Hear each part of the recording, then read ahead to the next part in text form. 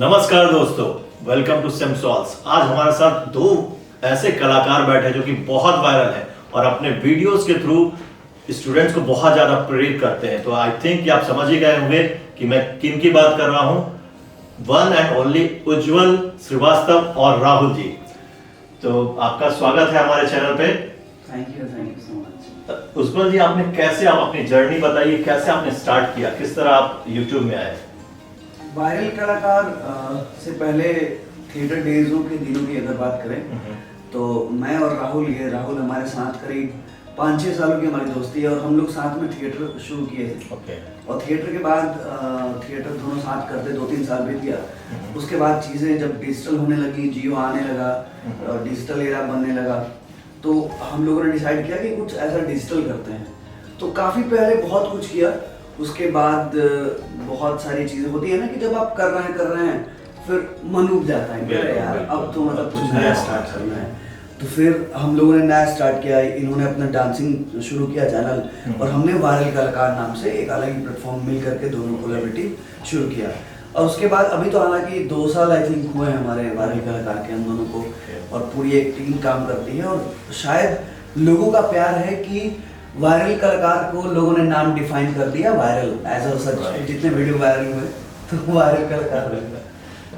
तो आप कब से जुड़े हैं इनके साथ? ये बताएं कि हम लोग साथ में जब थिएटर कर रहे थे, मैं इनसे जैसे अलग था, एक रेबल था यहाँ पे हम लोग पढ़ते थे, तो स्पोकन क्लास। हाँ, स्पोकन क्लास था। ओके। तो ये तो अलग थे वहाँ पे, ये पहले से थे जिनका थोड़ा दबदबा था कि हम मतलब आर्टिस्ट है जो। तो हम गए तो मतलब डांस वांस था, एक दिन कुछ था ऐसा, तो डांस वांस कर दिए तो सब ऐसे होने लगा, यार बड़ा अच्छा डांस कर रहा है, इस टाइप का एक नया हाला होने लगा। तो ये मतलब बाद में पता चला हमको। तो ये बोल रहा था कि भाई हमको लगा यार अब कौन आ गया, मतलब मेरे पास कौन आ गया? अब कौन आ गया। तो ऐसे मिले नहीं थे उस टाइम। तो थिएटर कर रहे थे हम भी, तो एक सर थे उसी में जो पढ़ाते थे, रंजीत सर नाम था उनका। तो वो ऐसे मिला है कि ये है राहुल, सो ये भी यहाँ पे थिएटर करते हैं। तो हम बोले अच्छा। तो वहाँ पे हम जाते थे डेली। तो ये डेली वहाँ पे आते थे। तो बोले कि भाई तुम मेरे ही साथ काहे नहीं करते हो यहाँ पे? हाँ, तो वहाँ पे वो था कि यहाँ पे मतलब वहाँ पे पैसा लग रहा है, वहाँ पे फ्री में होता है, तो साथ ही में करते हैं। तो हम मतलब बोले ठीक है करते करते फिर अचानक से ऐसा मन में आया और छोड़ दिए और गए। वो मेरा बहुत अच्छा डिसीजन। तो ये है ना कि साथ लिए चलो उन लोगों का जो लोग अच्छे हैं, बिल्कुल, और एक अच्छा टीम बना सकते हैं। तो आप लोग जैसे थिएटर की बात कर रहे हैं, तो आप लोग थिएटर तक गए कैसे, मतलब वहाँ पहुँचे कैसे, क्या रुझान था थिएटर तक पहुँचने का? मेरा अपना सर देखें तो मतलब एक लंबा सफर रहा है, गांव से लेकर शहर तक और शहर से थिएटर तक। पहले बहुत छोटे छोटे मंचों पे, जहाँ मतलब बहुत बार ऐसे बोल चुका हूँ मैं इंटरव्यूज में कि गांव में जो छोटे छोटे मंच होते हैं ना, जो मुखिया जी ने करा दिया, सरपंच ने करा दिया, ऐसे जो छोटे छोटे होते हैं, उस पर मैं कुछ करते रहता था। लाइक मेरे मम्मी पापा पढ़े लिखे थे और वो चाहते थे कि कुछ लड़का मेरा डिफरेंट करे। तो इंग्लिश में स्पीच देने के लिए मुझे बहुत पापा ने मोटिवेट किया, मम्मी ने मोटिवेट किया कि ऐसा मुझे उस समय समझ में भी नहीं आता था, बट रट्टा मार एक चार्ट बना करके मस्त जाके बोलता था।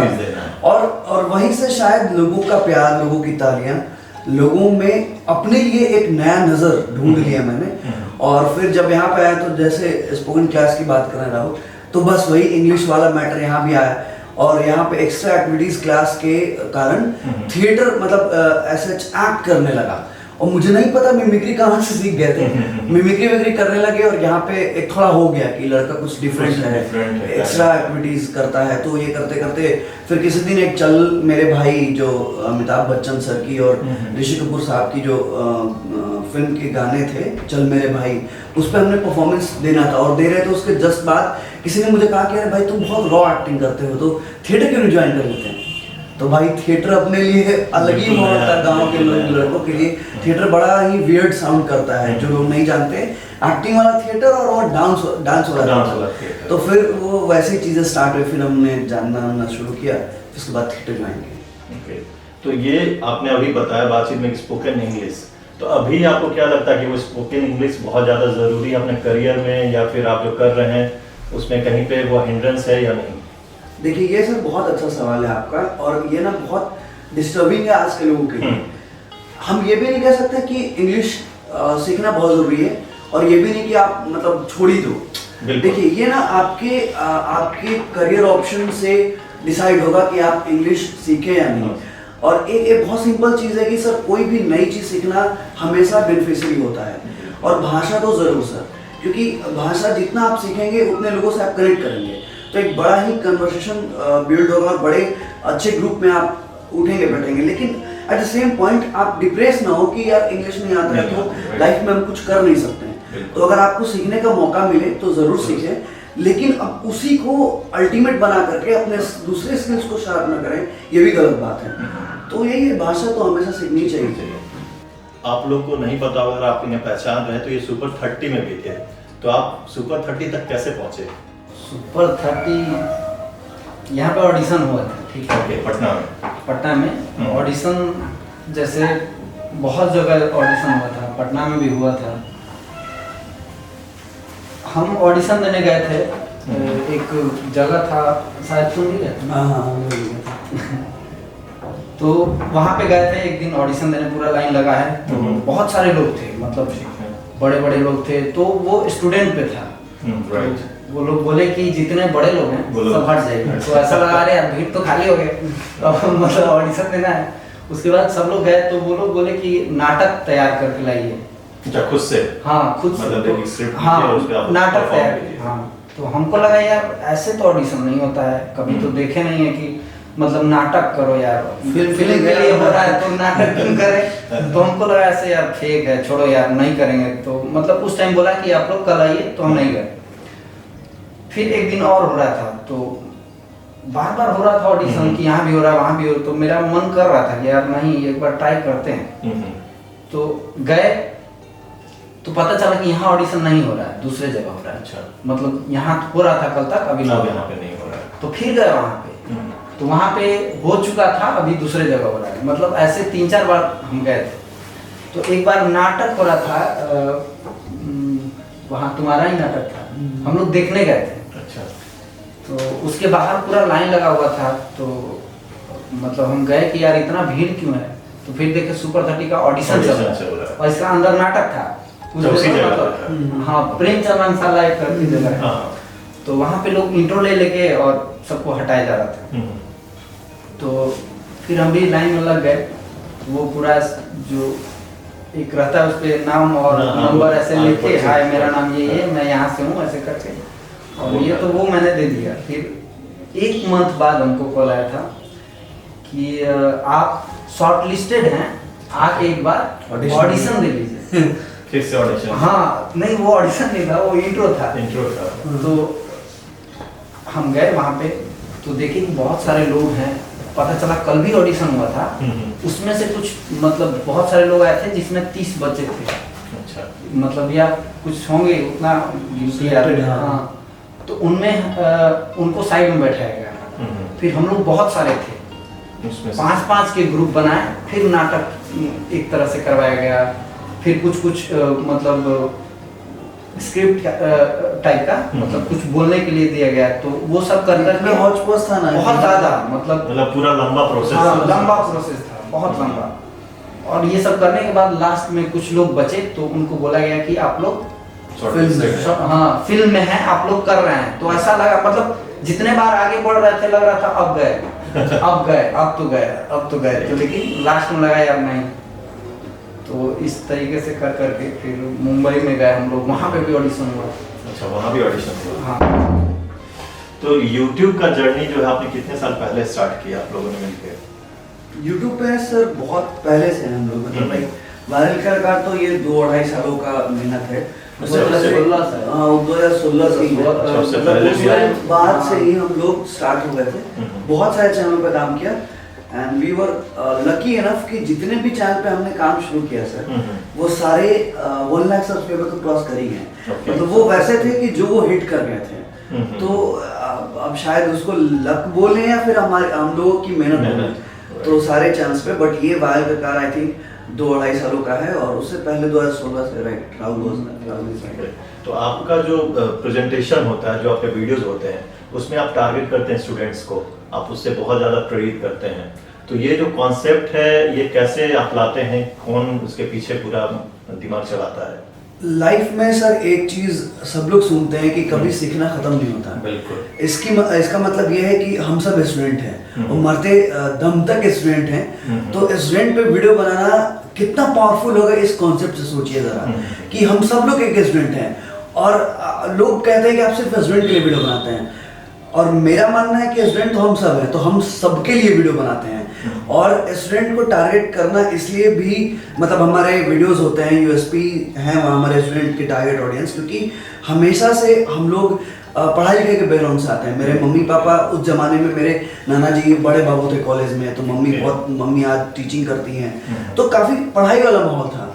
और पढ़ाई वाले माहौल से निकल के एक्टिंग में जाना, बहुत शार्प लाइन क्रिएट करके मैं गया हूँ सर कि ये भी एक पढ़ाई है, ये पापा को बोल के। अगर मैं ये बोल देता इधर ग्लैमर है इधर ऐश मौज है, तो शायद आज मैं यहाँ नहीं होता। और सही भी बात है कि ग्लैमर ऐश मौज तो है, लेकिन मेहनत भी उससे कहीं ज़्यादा है।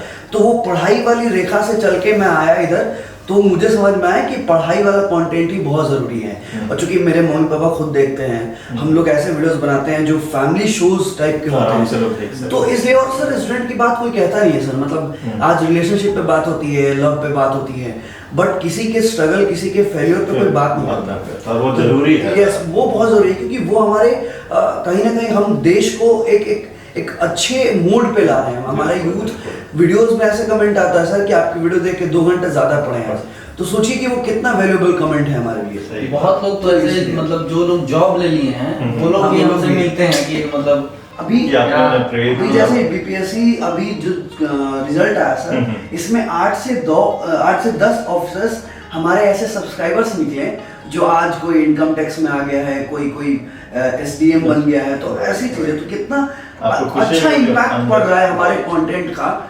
तो इसलिए सर हम लोग बेस्ट ऑप्शन पे हैं सर।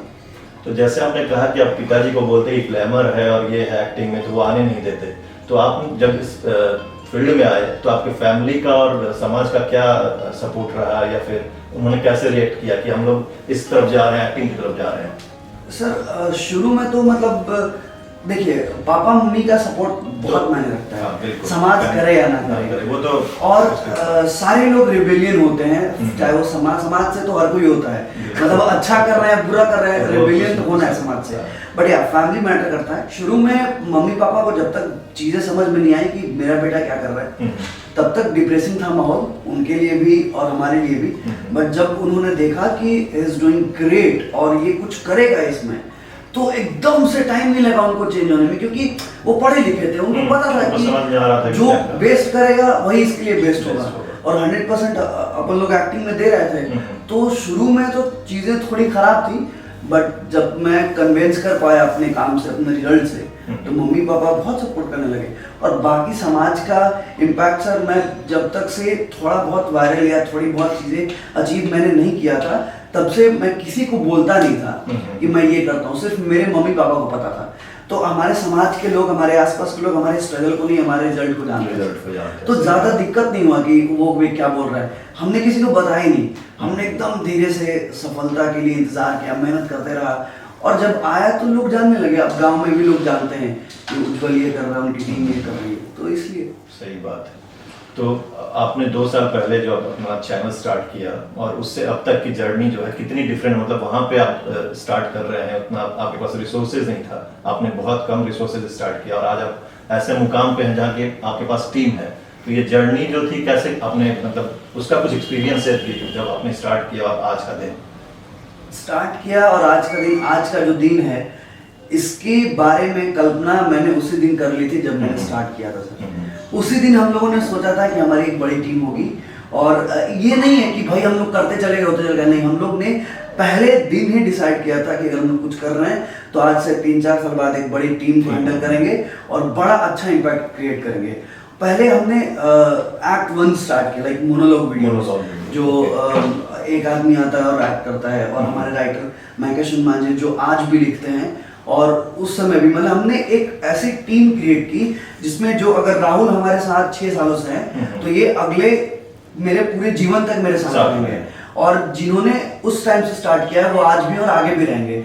तो हमने जब शुरू में स्टार्ट किया एक्ट 1 टाइप वीडियोस, तो हमारी टीम में जैसे ये लोग मुंबई थे उस समय सुपर 30 वाला प्रोग्राम उस टाइम सर टीम भी टीम मतलब ज्यादा नहीं थे, कम था, तो क्योंकि मेन 2 ही लोग थे, ये थे और हमारे एक अजय थे। तो ये लोग मुंबई में रहते थे, तो मैं यहाँ पे था, तो मोनोलॉग टाइप वीडियो करता था। फिर धीरे धीरे सब्सक्राइबर्स गेन हुए, फिर इन लोगों का वहाँ से काम खत्म हो गया, फिर बहुत सारे लोगों ने काम किया। अभी कोविड के कारण ये लोग यहाँ पे आए कुछ दिन पहले, तो उसके बाद इन लोगों के आने के बाद बड़ा अच्छा इम्पैक्ट पड़ा, और लोगों को भी हमने जोड़ा। होता ये है ना सर कि एक बड़ी टीम को हैंडल करने के लिए बहुत चीज़ें मायने रखती हैं, लाइक कमर्शियल लेवल पे आपका इम्पैक्ट कितना ज़्यादा है, आप कितने डिजिटली ग्रोन आप चैनल हैं, कितना आपका सब्सक्राइबर बेस, ये सब मैटर करता है। बट या एक टीम जो थी हमारी वही आज भी है।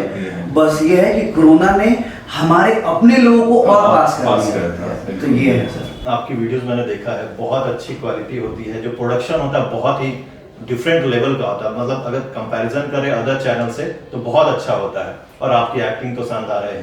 तो ये कैसे मैनेज होता है पूरा प्रोडक्शन?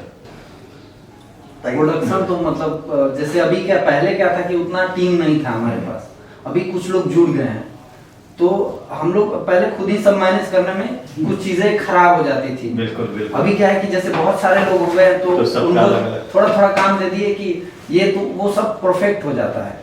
अब कोई मतलब अब स्क्रिप्ट आया तो कोई स्क्रिप्ट पढ़ रहा है, कोई लोकेशन देखने गया है, तो कोई कॉस्ट्यूम लाने गया है, तो कोई प्रॉप्स ला रहा है, तो मतलब इस तरीके से सब कुछ मैनेज हो जाता है और बहुत जल्दी में। और टीम बनाने से पहले सर एक चीज हम लोगों ने खास ख्याल रखा कि जैसे जो लोग भी हमारे साथ जुड़े, वो सिर्फ उनका एक पर्पस नहीं हो और उनके पास सिर्फ एक स्किल नहीं हो, क्योंकि टीम तभी ग्रो करता है जब हर एक टीम का लड़का ना अब एक दूसरे से बेस्ड हो।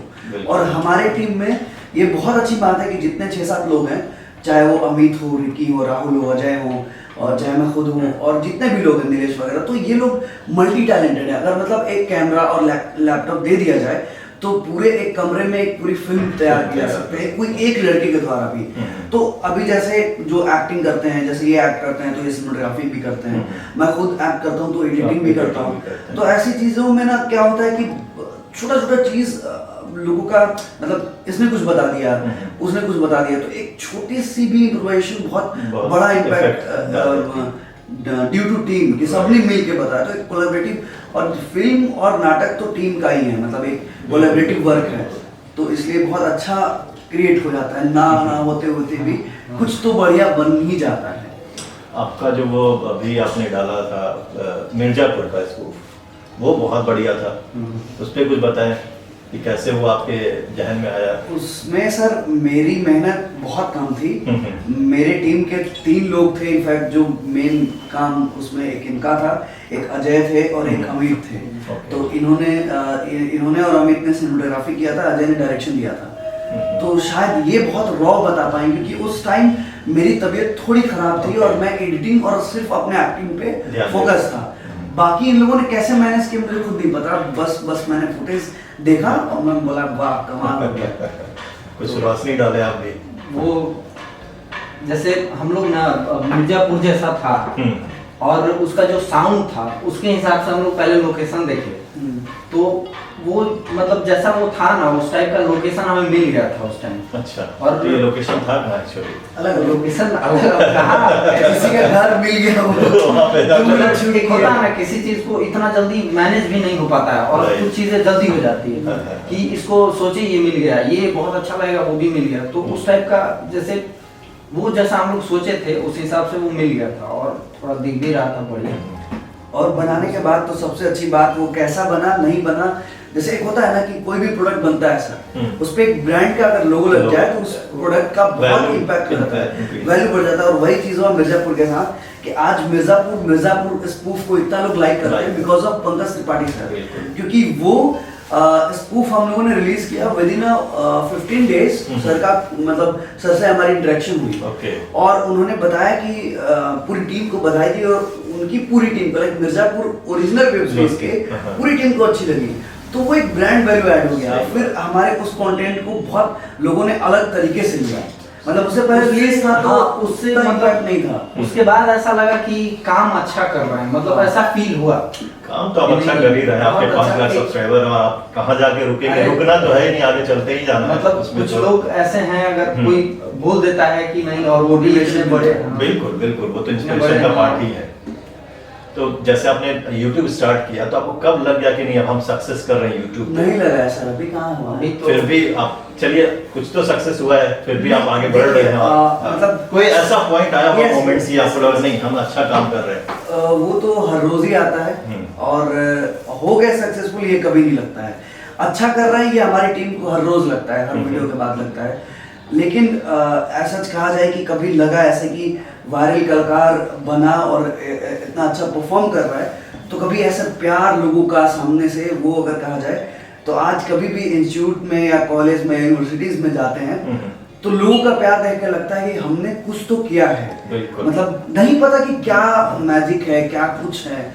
और हम जब अपने पर्सनल टीम में बैठते हैं कि लोग इतने हमारे वीडियोस को सीरियसली क्यों लेते हैं, लाइक हमारी उम्र बहुत कम है लेकिन सामने वाले मिलते हैं जो LLB की तैयारी कर रहे हैं, जो अच्छा कैट वैट ये सब ले रहे हैं, वो आके पैर छू लेते हैं, तो हम कभी मजबूर हो जाते हैं सोचने के लिए कि हमने ऐसा क्या किया है। तो हम ये सोचते हैं कि हमारे जो राइटर साहब हैं मैकेश जी, वो जो लिख देते हैं वो लोगों की जिंदगी की अपनी कहानी होती है जिससे लोग कनेक्ट हो जाते हैं, जिंदगी को बदलने और की जैसे कहानी। हाल ही फिलहाल में BHU गए, मुखर्जी नगर गए, तो लोगों का प्यार देख के लगा कि नहीं हम तो कुछ मतलब ऐसा किए हैं जो किसी यूट्यूबर ने करने की कोशिश नहीं की है। और वो सिंपल सी बात है सर कि जब मैं आपकी लाइफ की स्टोरी बताऊंगा तो आप मुझसे खुद कनेक्ट करेंगे। और वही चीज़ हुआ, मुखर्जी नगर में इतनी अच्छी तादाद में लोगों की भीड़ आई हुई थी, इतना प्यार मिला, या फिर BHU चले जाए हम लोग या फिर किसी भी यूनिवर्सिटी में, तो लगता है कि बिल्कुल कुछ आप तो तो कर कर रहे हैं, बिल्कुल कनेक्ट करेगा स्टूडेंट्स के साथ। बाकी सक्सेस पाना नहीं पाना अल्टीमेट किसी का गोल नहीं होता है सर। नहीं, स्टार्ट तो लोग करते हैं कि जो आपका पैशन है, जो आपका ड्रीम है वो फॉलो करते हैं। सक्सेस तो अगर आप काम कर रहे हैं, डेडिकेटेड है, तो सक्सेस तो मिलना ही है। अगला जो सवाल है वो डायरेक्शन से रिलेटेड है, जैसे कि आप एक्टिंग करते हैं और ये डायरेक्शन देते हैं। Mainly cinematography. ओके, तो डायरेक्शन का कितना रोल है एक एक्टर के पीछे?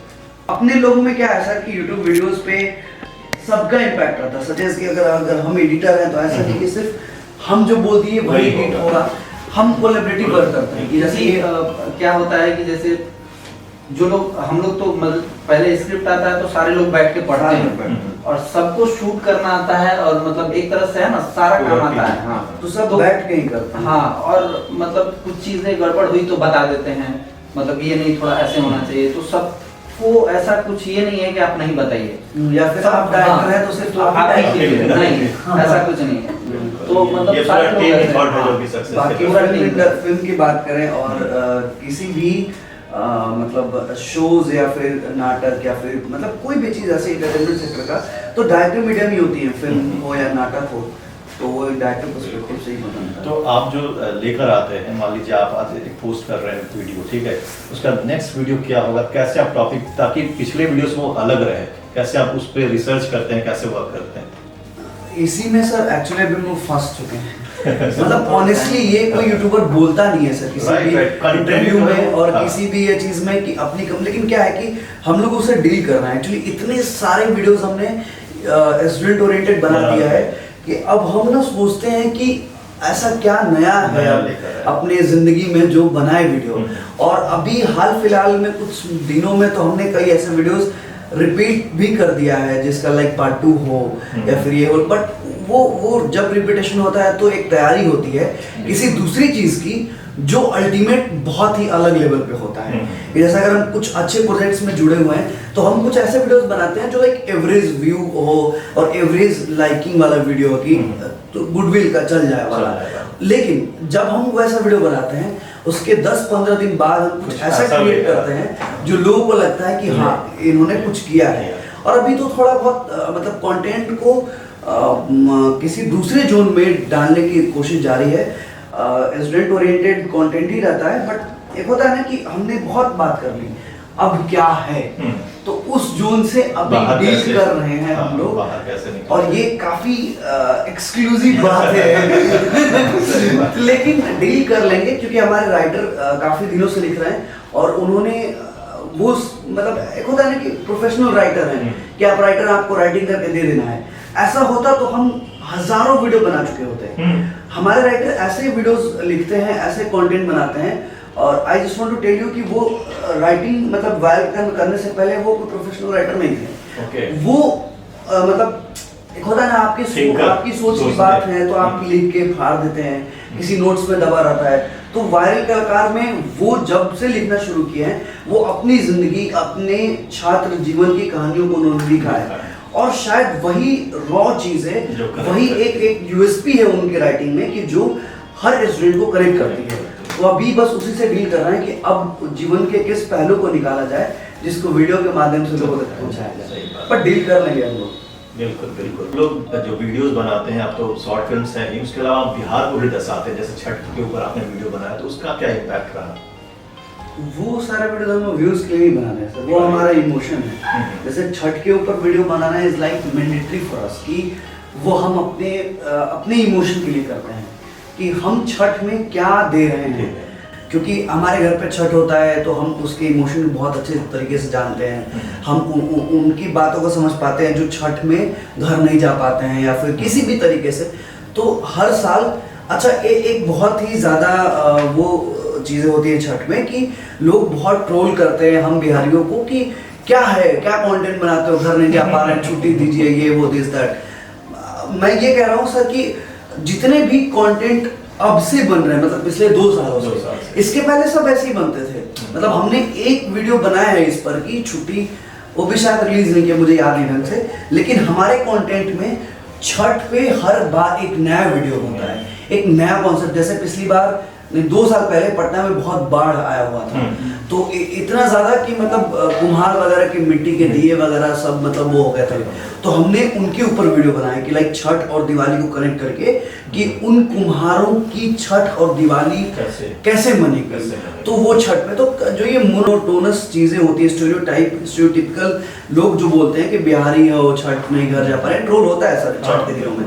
तो इसके लिए बस हम लोग काम करते हैं कि अगर मार्केट में कंटेंट आ रहा है तो हम कुछ ऐसा ऑप्शन दे जिससे जो लोग ऐसे कमेंट करते हैं जहाँ से क्या महत्व है, हाँ क्या महत्व है, और जो लोग ऐसे कमेंट करते हैं कि सिर्फ छठ आता है तो यही वीडियो बनाते हो, उनको भी एक सबक मिले और बाकी तो अपने इमोशन तो है ही।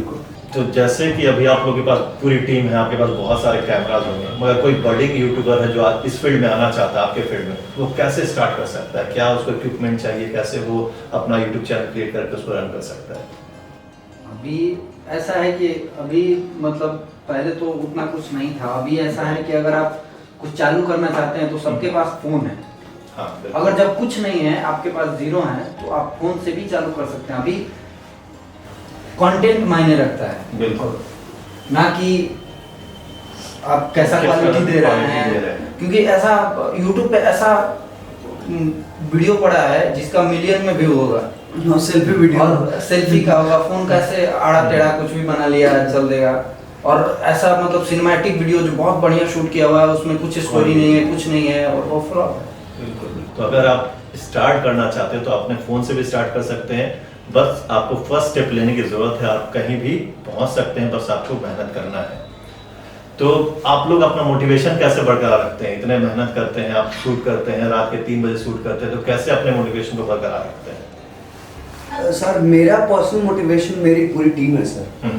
क्योंकि मतलब ये तो होता है, मतलब ये बोलने की जरूरत नहीं है कि जो मेन फेस होता है, जो जैसे जिस चैनल का जो चेहरा जिसको कह सकते हैं, वो तो डेफिनेटली ज्यादा मेहनत करता है, ये आप भी मानते हैं, ऑन कैमरा बोल दीजिए। लेकिन मोटिवेशन कहाँ से मिलता है कि जैसे मैं खुद रात भर एडिट करता हूँ, मेरी पूरी टीम सोचिए सब दिन में शूट की, मैं भी शूट किया हूँ, और सबका अपना अपना काम है। जैसे इनका सिनेमेटोग्राफी है तो ये करके खत्म कर लिए अपना काम, सबका अलग अलग है।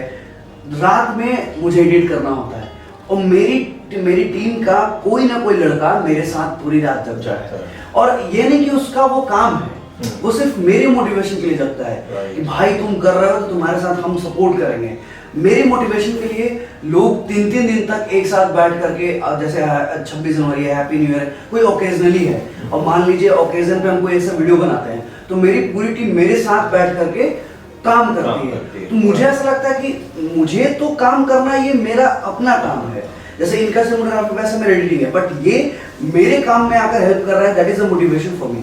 सबको अपनी रिस्पांसिबिलिटी के अलावा उसमें काम जिस तरीके से मेरी पूरी टीम काम करती है बिना, अगर जैसे कभी होता है ना कि कमर्शियल लेवल पे हम उतना हेल्प नहीं कर पा रहे हैं किसी भी लेवल पे, लेकिन उस सारी टीम के लिए एक मेन प्रायोरिटी है कि भाई अगला वीडियो हम लोगों को बहुत इम्पैक्टफुल बनाना है, और वो जो मोटिवेशन आता है वही as a face, as a Ujjwal बहुत चार्ज करता है।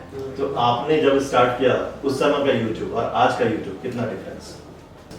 अरे बहुत डिफरेंट है। अभी तो मतलब पहले एक नॉन कमर्शियल प्लेटफॉर्म था यूट्यूब शुरुआत के दिनों में, जब हम लोग काम करते थे, मोनेटाइजेशन पॉलिसीज बहुत कम था, बहुत नियम रूल्स वगैरह बहुत कम थे।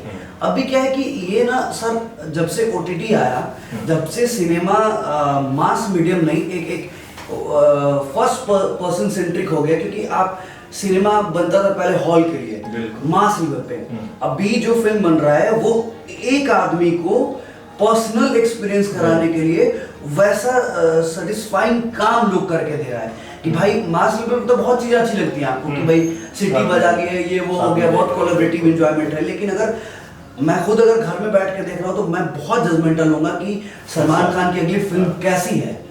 तो मेरे पर्सनल मेरे जोन में अगर वो फिल्म सेटिस्फाइड मेरे को करता है तब वो काम है। और यही चीज हुआ यूट्यूब के साथ भी कि यूट्यूब पहले क्या था कि बहुत ऐसे ही था, मतलब कोई आज तो सर लाखों रुपए लगा करके यूट्यूब चैनल लोग शुरू कर रहे हैं और एक स्टार्टअप की तरह डील कर रहे हैं इसको कि यूट्यूब चैनल पे मतलब एक प्रोडक्शन हाउस की तरह। बहुत सारे ऐसे प्रोडक्शन हाउस हमारे इंडिया में हैं जो लाखों लोगों को रोजगार दिए हुए हैं because of YouTube channel, YouTube platform. तो पहले का जो यूट्यूब था बहुत अनशेप्ड कहें उसको, नॉन कमर्शियलाइज कहें उसको, एज फॉर एंटरटेनमेंट पर्पस कहें, बट आज का जो यूट्यूब है ये कहीं भी OTT प्लेटफॉर्म से अलग इतर नहीं है, क्योंकि इनका भी सब्सक्रिप्शन आ गया, इनके भी ज्वाइन बटन्स आ गए, जहां मैं अगर पेड कंटेंट बनाता हूं तो मैं खुद अपने सब्सक्राइबर से पैसे गेन कर सकता हूं। तो आज का यूट्यूब बहुत कंपटीशन वाला है और आना मुश्किल भी है, लेकिन यह है कि एक अब ये प्लेटफॉर्म से कहीं ऊपर हो गया। पहले अब ये प्लेटफॉर्म ऐसा है कि अगर आप इस पे हैं तो आपको कहीं जाने की जरूरत नहीं है, आप खुद का प्रोडक्शन हाउस, खुद का OTT बना सकते हैं। और अभी का जो यूट्यूब प्लेटफॉर्म है वो काफी बेनिफिशियल है कंपेरिजन टू लाइक बिफोर 5 और 6 इयर्स अगो। तो आज का सबसे इम्पोर्टेंट सवाल, आप YouTube से कितना अर्निंग करते हैं या क्या मोनेटाइजेशन, क्या सोर्सेज है आपका YouTube से? अभी हाल फिलहाल में एक मेरा डायलॉग बहुत चर्चित हुआ है कि मर्द का खाना औरत का नहाना नहीं पूछना चाहिए, तो इसमें मैं ये ऐड ऑन करूंगा कि यूट्यूबर की अर्निंग और जर्नलिस्ट का ऊपरी कमाई नहीं पूछना चाहिए। फिर भी हमारे दर्शकों के लिए आप एक थोड़ा सा बता दें ताकि वो भी मोटिवेट हो सके, वो एज अ करियर सोच सके, क्योंकि बहुत लोग स्टार्ट करना चाहते हैं बट वो स्टार्ट तक ही रह जाता है। देखिए सर, इसमें अगर पैसे की बात करें तो मतलब एक अच्छी टीम को डील कर पा रहे हैं और एक अच्छे प्रोडक्शन वाइज वीडियो बना पा रहे हैं और फ्यूचर प्लान इसमें देख पा रहे हैं और आने वाले समय में वेब सीरीज और खुद की प्रोडक्शन की, खुद की प्रोड्यूस की हुई फिल्म के बारे में सोच रहे हैं, तो that means we are earning good enough. But अब आप पैसे के लिए आएंगे यूट्यूब पे, मैं वही कह रहा था कि एक भले ही कमर्शियल यूट्यूब प्लेटफॉर्म बन गया है, बट आपको कॉमर्स देखने से पहले कंटेंट देखना होगा, उसमें क्वालिटी देखनी होगी, पैशन देखना होगा। लेकिन एट द सेम टाइम यही कहेंगे कि अच्छा प्लेटफॉर्म है तो इसको अपने क्वालिटी और अपने पैशन के लिए यूज करें। बाकी तो अगर आप में क्वालिटी है, अगर आप लोगों को कुछ दे रहे हैं तो लोग भी आपको कुछ दे रहे हैं। ये तो सभी जगह कि अगर आप डेडिकेटेड हैं, काम कर रहे हैं, अच्छा काम कर रहे हैं तो पहचान मिलती है। यस। तो आप जो कंटेंट बनाते हैं और बाकी लोग जो कंटेंट बनाते हैं वो कैसे अलग होता है, मतलब यूनिकनेस क्या है? यूनिकनेस हमारा है कि हम कंटेंट अलग से नहीं लाते हैं, मतलब कोई कह सकते हैं उसको क्या बोलते हैं, काल्पनिक नहीं होता है। वो जितने भी कंटेंट होते हैं वो या तो मेरी जिंदगी के, या तो इनकी जिंदगी के, या तो मेरे राइटर की जिंदगी के। अगर जैसे हमारे कंटेंट कभी राइटर साहब लिखते हैं, मैं कैशन मांझल की एक लड़का जो स्टूडेंट परीक्षा देने के लिए पटना आया है सुदूर गांव से, तो वो पटना आकर के वो होटल नहीं ले सकता है, वो किसी के रूम पे नहीं रुक सकता है, वो स्टेशन पर रुकता है। तो ये कल्पना मात्र नहीं है सर, ये जिंदगी है, ये सच्चाई है सर। और जब ऐसे कंटेंट हम लोग बनाते हैं, जब हम कहते हैं अपने वीडियो में कि मेरी दीदी का शादी था और हम शादी में नहीं गए क्योंकि एग्जाम था, एग्जाम का डेट लड़ गया था और एग्जाम देने गए तो पता चला कि पेपर लीक हो गया और वो एग्जाम पोस्टपोन्ड हो गया, तो ना हम एग्जाम दे पाए ना दीदी की शादी में जा पाए। It's not just a dialogue sir, ये उस लड़के, हर मास लेवल लड़के की कहानी है जिनके साथ लाखों लोगों के साथ ये होता है। तो हमें ऐसा लगता है कि हम कभी भी सोच के नहीं लिखते हैं कि वायरल वीडियो लिख देना है, हम बस ये सोच के लिखते हैं कि हमें उनकी कहानी लिखनी है, तो इस हिसाब से चलता है। बिल्कुल बिल्कुल। अपने आसपास की चीजों को लेकर बनाइएगा तो चलेगा, कनेक्ट करेक्ट करेंगे। अगर अभी के YouTube में आप लोग कोई चेंज लाना चाहते हैं तो क्या चेंज लाना चाहेंगे? अभी के YouTube में चेंज लाना कॉपीराइट साइको, लेकिन पता है सर वो भी बहुत, अगर सोचिएगा तो उनके लिए अच्छा है जो ओरिजिनल कंटेंट बनाते हैं, जैसे जो म्यूजिक खुद का क्रिएट करते हैं, जो कंटेंट विजुअल खुद का क्रिएट करते हैं। But at the same time थोड़ा बिगनर के लिए वो चीज़ें मुश्किल होती हैं। मुझे ऐसा लगता है कि अगर मैं कुछ कर पाता यूट्यूब में तो एक रूल लाता कि अगर 5 लाख सब्सक्राइबर से नीचे वाले जो लोग हैं उनके लिए कुछ ऐसे छूट होते ताकि वो ग्रो कर जाएं। ग्रो करने के बाद एक होता है ना कि मम्मी पापा शुरू में कितना भी आप शरारत करते हो तो छोड़ देते हो वो ग्रो करने के लिए, फिर जब आप बड़े होते हैं तो चीज़ें खुद समझ में आती है, वो शेप्ड करते हैं। तो वैसे ही यूट्यूब का पॉलिसी होना चाहिए कि जो बिगनर्स हैं उनके लिए कुछ ऐसे रियायतें हो, कुछ ऐसे छूट हो जिनसे वो ग्रो कर पाए, और उनके बाद वो सारी चीज़ें आप उन पे लगाइए जो बड़े मेन स्ट्रीम यूट्यूबर हैं, इनसे उनका मोरल भी डाउन नहीं होगा और वो ग्रो भी कर लेंगे। ये वाकई अच्छा पॉइंट है, बहुत सही। तो आप दोनों हमारे दर्शकों को क्या संदेश देना चाहेंगे ताकि वो भी अपनी लाइफ में सक्सेस हो सके आप लोगों की तरह और आगे बढ़ सके? आप लोग as a mentor, as a आप लोग गाइड करते हैं लोगों को, तो आप लोग कुछ ऐसा संदेश दे ताकि वो भी इंस्पायर हो सके और अच्छे से अपने काम को आगे बढ़ा सके। कभी भी अगर कोई काम कर रहे हैं, कोई सा भी काम हो, पढ़ाई हो या फिर एक्टिंग हो या फिर मतलब बहुत सारा सब पे, तो वो बस करते जाइए मन से। बिल्कुल। उसका अच्छा ही होगा कुछ। मतलब ऐसे एक डायलॉग था शाहरुख खान कौन सा था कि जब आप शिद्दत से कुछ चाहते शिद्दत हैं से सारी कायनात कैसे बोल सकते हो यार? सारी कायनात में गुजारने के लिए। और पता है सर, इंस्पिरेशन की बात है, इंस्पायरिंग पर्सन को बहुत वाइजली चूज करना होता है कि अगर हम एक्टर हैं तो I can't choose a dancer as a inspiration. सबसे बड़ी बात यह है कि अभी जैसे हम लोग यूट्यूबिंग करते हैं, हम लोग एक्टिंग फील्ड में हैं, 11th-12th का लड़का जिसे बिजनेस में जाना है वो भी मेरे लाइफ से इंस्पायर हो रहा है, कह रहे उज्जवल भैया इतने लड़कियों के बीच में, लड़कों के बीच में फेमस हैं, उनकी लाइफ स्टाइल ऐसी है तो मुझे भी वो करना है। जब आप अपने इंस्पायरिंग पर्सन को चूज कीजिए, बहुत वाइजली चूज कीजिए। आप जिस फील्ड में आप अपने जिस फील्ड में जाना चाहते हैं, आप अपने क्वालिटी के अनुसार, अपने पैशन के अनुसार। अभी दिक्कत यही हो रहा है सर कि अगर आप किसी अदर लोगों की जिंदगी आपको अच्छी लग रही है, तो आप at the same time inspire हो जा रहे हैं और उस चाल में चलने लग रहे हैं, पर एट द सेम टाइम बस वहीं आपको रुकना है और सोचना है कि वो किया तो ठीक है, उसने कुछ नया क्रिएट किया, सोसाइटी में मैं क्या नया क्रिएट कर सकता हूँ, और वही चीज़ें कि इंस्पायर हो। और हाँ, अगर आपको चीज़ें क्लियर होगी कि मुझे एक्टिंग करना है, आपके ये इंस्पिरेशन है, फिर आप इतने मन से काम कीजिए ना। मतलब एक बहुत ही छोटा सा चीज़, एक एक्सपीरियंस किया हूँ मैं, शायद बोलने में मे भी रिफ्लेक्ट लगे रहे क्या बोल रहा है, बट बचपन में मेरी मम्मी एक कहानी सुनाती थी कि राजेंद्र प्रसाद, आप लोग भी सुने होंगे, कि जब पढ़ते थे तो बारात चला जाता था पास से और उनको रियलाइज नहीं होता था।